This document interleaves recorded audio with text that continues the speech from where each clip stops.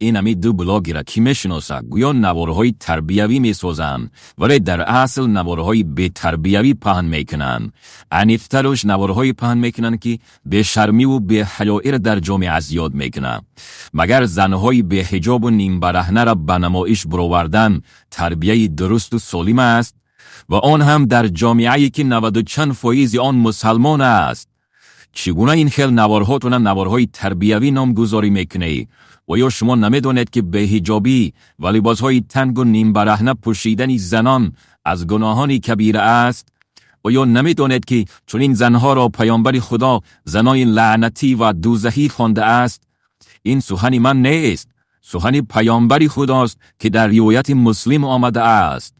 می توانید از هر عالم دین بپرسید، این حقیقت است. پس شما بدترین کار میکنه که گناهان کبیره را به نوار گرفته رکلام میکنید.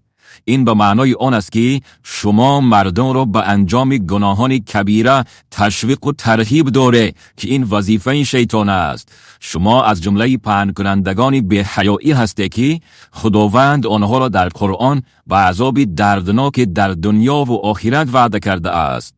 پس شما نوارهای تربیوی گفته مردم به بی‌حیایی نکشی، از الله بترسی.